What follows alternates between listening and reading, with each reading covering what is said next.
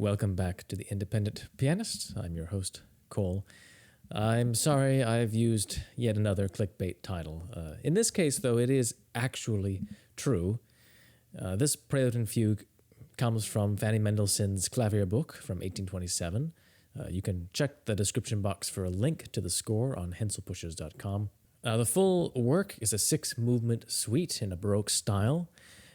Both the Prelude and the Fugue bring to mind echoes of Johann Sebastian Bach's Prelude and Fugues from the Well-Tempered Clavier, but there are also many elements which are very unique for the time, very romantic, in fact, in conception. This Prelude and Fugue, they're obviously written for the piano, and they make use of many pianistic elements, many things that can only be done on the piano using the piano pedal and effects that you can get there. So they're definitely not throwbacks in the sense of actually being written for any of Bach's instruments. Another element which is very unusual and which you won't find in any Bach fugue is the inclusion of a wild accelerando, a precipitous increase in speed towards the end of the fugue. The music almost seems to risk devolving into chaos at a certain moment, right towards the end of the piece.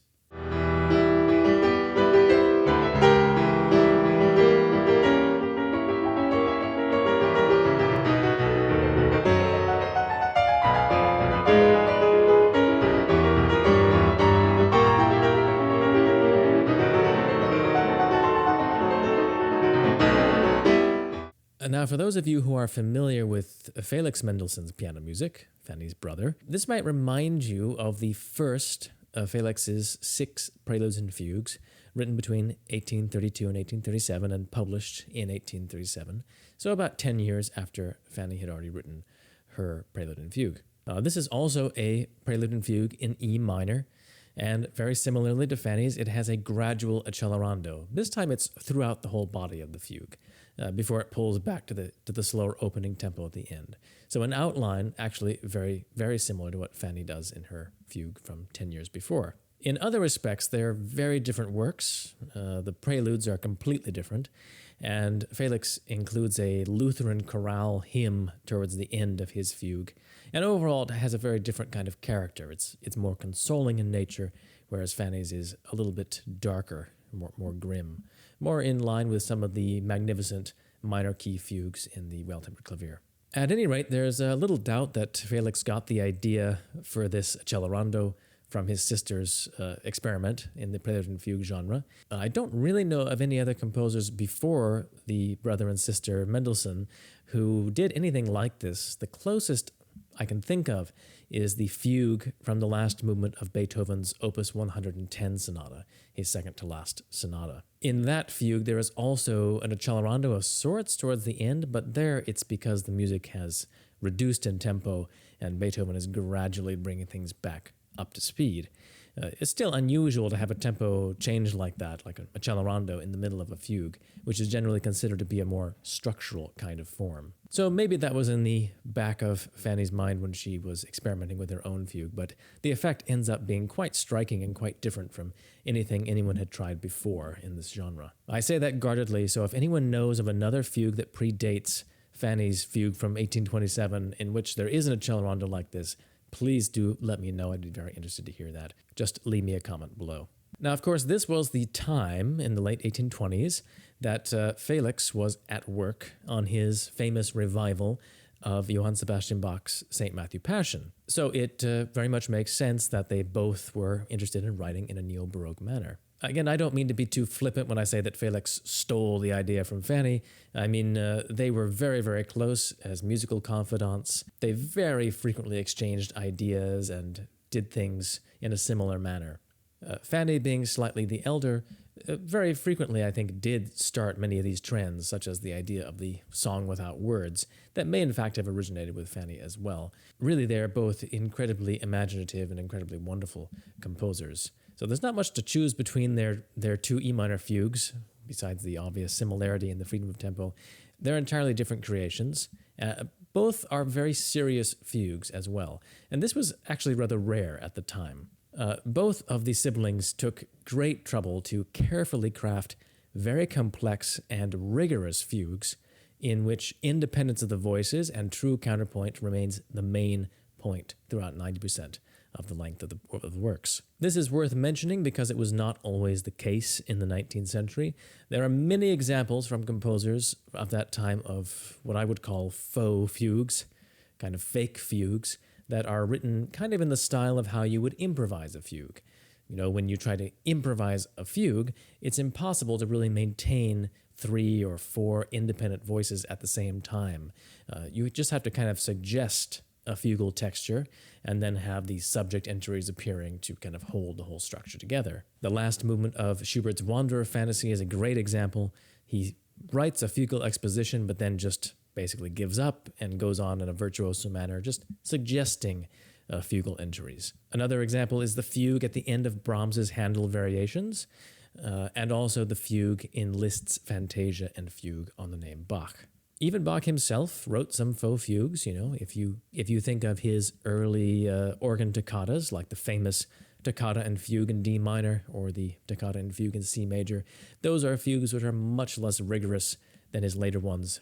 They sound very much like improvisations that have just been polished a little bit. So this is a real, very serious fugue. Fanny maintains 4 separate voices throughout the entire work until the very end. So again, I don't want to recap every single detail about how fugal technique works, but I will mention some of the techniques that Fanny uses in this piece, as some of them are pretty atypical, and they might interest you composers out there if you're at all interested in counterpoint. First off, whenever you're looking at a fugue, you need to consider the subject. And the subject of this fugue is very long. It's 6 bars long, and it's in 2 clearly divided parts. Here's the first part.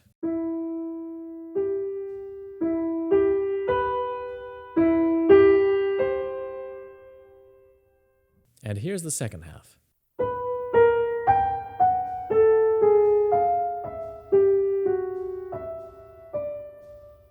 So the first part is very kind of open with leaps, arpeggiating chords. The second half is very chromatic and kind of twisty. After the exposition, or the section where every voice states the subject completely once, Fanny frequently uses only the first part of the subject in various forms. So she doesn't use that second half at all, very frequently. I like to refer to this as a false entry. She tends to reserve the full fugal entries for the most dramatic moments. She uses lots of false entries, though, and sometimes in very kaleidoscopic and fascinating combinations with other fugal techniques. So I don't want to get too technical, as that might take forever, but I do want to highlight one particular place just to give you an idea of what this can sound like. So here there is a false subject entry in diminution. That's the first thing. That just means that the subject is sped up, or the note values are halved. So the theme like this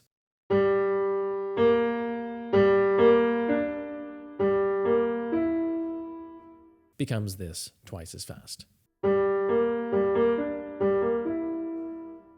Then after that, the theme comes again at the normal speed, but inverted or flipped upside down. So this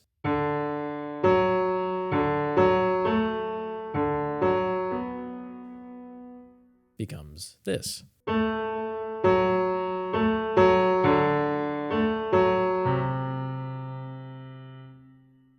Then the normal subject occurs in the upper voice and overlaps with the full subject entry in the tenor.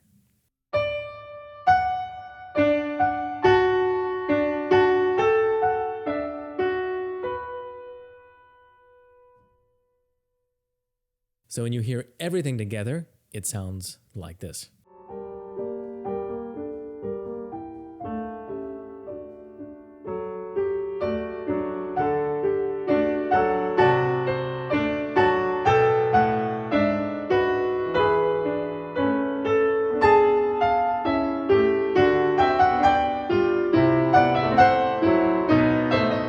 Hopefully you can get an idea of the kind of fascinating combinations that can be made using all these fugal techniques. And in the hands of a master like Fanny Mendelssohn, it's absolutely fascinating. So the question remains, this might seem like kind of an intellectual puzzle to you. With fugues, there's always this kind of intellectual component, that music exists both as an abstract idea, communicated through the notation, and also as a living, breathing sound world. And this was kind of a paradox that musicians from the Middle Ages through the Baroque really enjoyed quite a bit. The fact that there was an abstract, almost mathematical process underlying music of extreme emotional beauty and power. This idea was kind of discarded after the Enlightenment in favor of more organic methods of composition, but in the Romantic period, there were certain composers, starting with Beethoven, who became really fascinated in these archaic systems and puzzles of compositional technique. Now, despite saying that fugues are archaic, actually they're very modern in another way. Partly maybe because we don't hear these sort of things very often. We don't hear music of this kind of democratic character very much, where all the voices are more or less equal in importance. I also kind of think of them as being modern because they really invite the listener to listen quite actively. You can certainly listen to them passively and you'll enjoy them well enough, but if you do want to kind of dig in and listen very carefully, you can always find new things to hear in fugal textures. There's so much going on and so much of interest. The best fugues always kind of remind me of jungles kind of overgrown with foliage and life everywhere, just waiting to be discovered. Now, don't be discouraged, though, if I've totally lost you and you don't understand any of the theoretical ideas behind the fugue. The music itself still makes its effect easily. You don't actually have to understand a thing. This is a highly emotional and powerful piece, full of incredible beauties and atmospheric effects. Now, there is one basic structural element that, if you keep it in mind, is going to help you to understand what's going on. That is that the subject entries, or statements of that complete original theme that I played for you before, always alternate with episodes.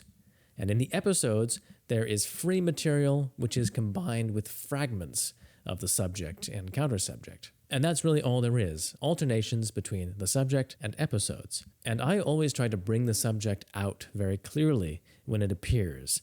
So even if you just listen for that subject appearing again and again in different guises, you'll already be far ahead of 90% of people who listen to fugues in understanding what it's all about. I already uploaded the Prelude a few weeks ago, but I'm including it again here as they're very closely connected. And there are several passages towards the end of the fugue where she very briefly kind of breaks down the fugal texture of independent voices in a way that's very reminiscent of the Prelude.